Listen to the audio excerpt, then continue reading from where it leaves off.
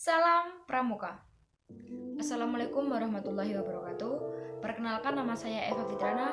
Saya dari kelas 11 IPA 6. Di sini saya akan menyampaikan sedikit informasi atau sharing mengenai corona yang sedang marak. Bukan hanya satu negara, tetapi di seluruh dunia ini.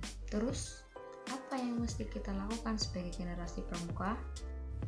Sudah sangat lama ya, sejak Februari 2020 hingga Februari lagi 2021. Satu tahun lamanya manusia bergulut dengan virus ini. Harapan tahun 2021 corona menjadi lebih sedikit dan mereda, tetapi malah kebalikannya. Di lingkungan saya, tempat tinggal saya, yaitu di Binangun, baru-baru kemarin ini mendapati jumlah pasien positif itu bertambah menjadi 8 orang. Bahkan di Blitar sendiri sudah zona merah, semuanya pada zona merah. Bahkan sudah sampai ada yang zona hitam. Bukan tidak takut atau tidak takut mati atau menyepelekan. Namun tuntutan kantong mereka jauh lebih besar. Ngomong-ngomong tentang corona, pasti ada dampak di balik ini semua.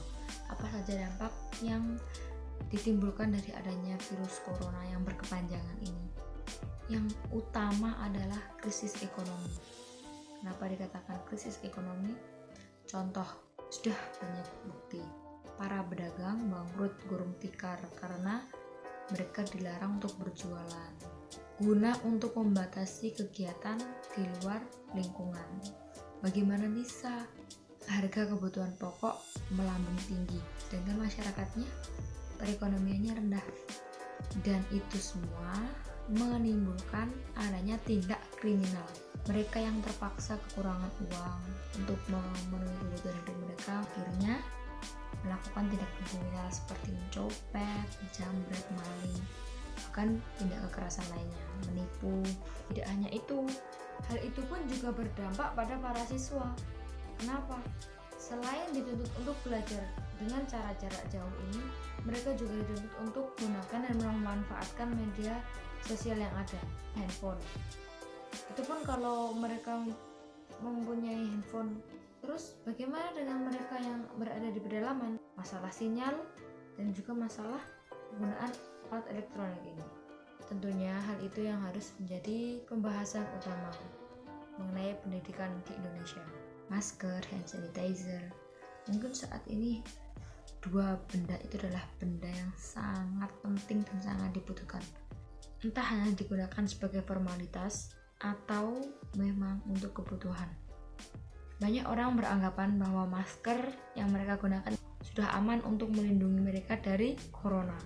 Buktinya di sekitar rumah saya, banyak yang sudah menggunakan masker, benar. Tapi mereka tidak tahu bagaimana tata cara untuk menghentikan virus ini.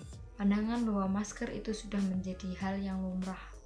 Mereka keluar menggunakan masker dan mereka bilang, aku lo aman karena aku sudah menggunakan masker.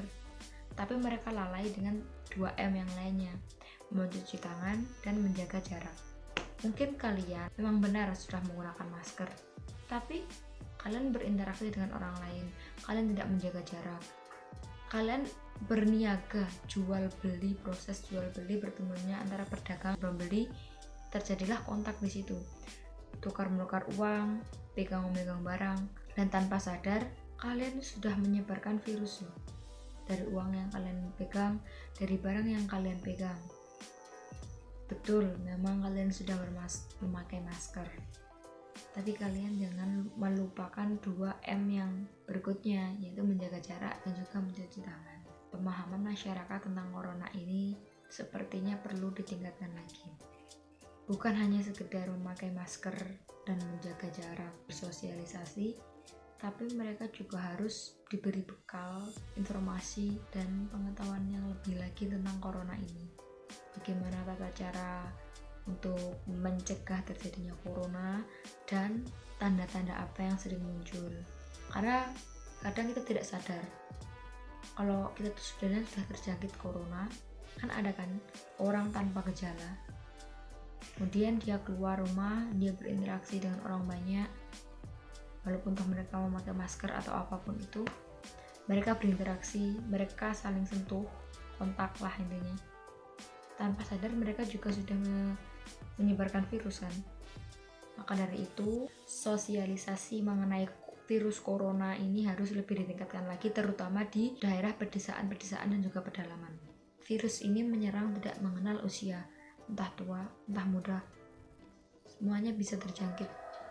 Mereka menyerang imunitas tubuh manusia, terutama yang lansia. Patuh.